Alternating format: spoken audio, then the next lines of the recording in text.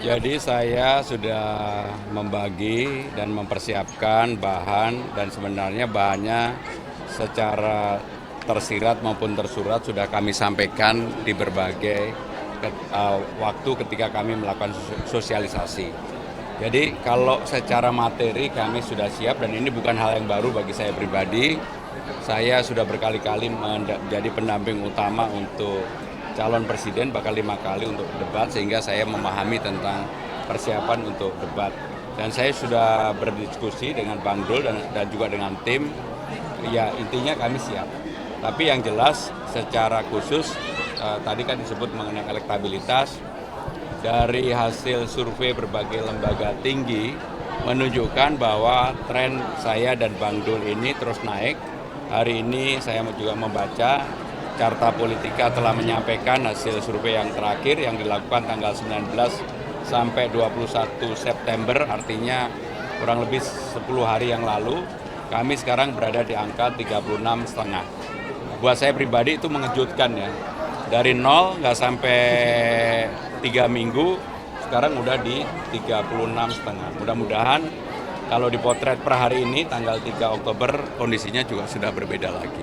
Tapi itulah kenapa kemudian kami setiap hari berkeliling sampai dengan 10-11 titik. Oke Mas, ini terkait konsep misalkan hari Minggu itu kan terkait dengan penguatan SDM dan juga transformasi digital. Nah ini seperti apa Mas? Jadi yang utama adalah memang sudah waktunya Jakarta sistem digital ini tidak hanya diomongkan tetapi betul-betul diterapkan, termasuk saya secara terbuka sudah menyampaikan contoh yang ada untuk rekrutmen orang mau membuka lapangan kerja harus digital dan harus pakai jaki, nggak bisa lagi dengan jackpreneur. Kemudian juga saya akan mendorong yang namanya work from everywhere.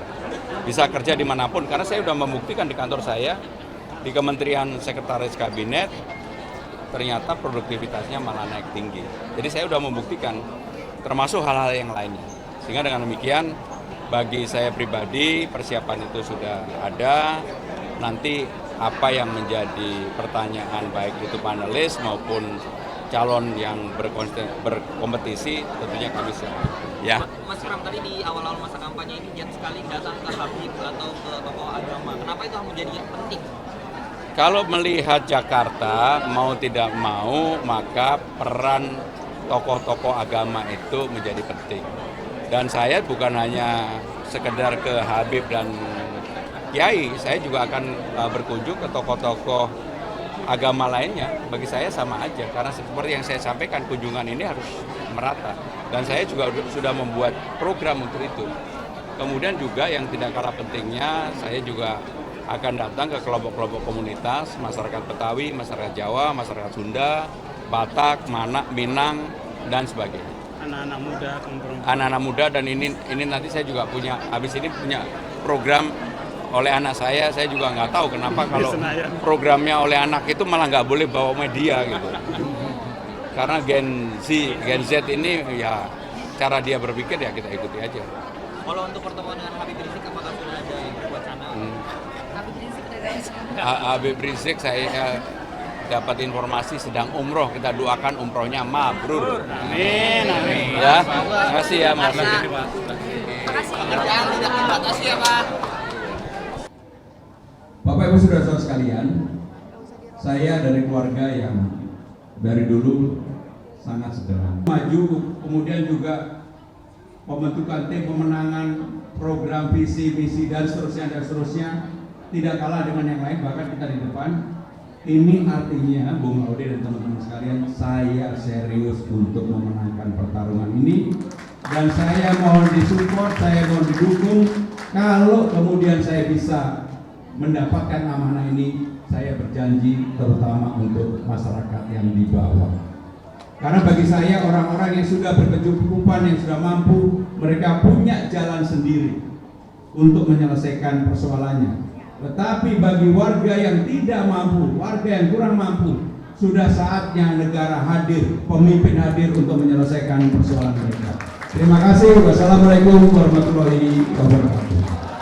Di tim pemenangan, kalau Jakarta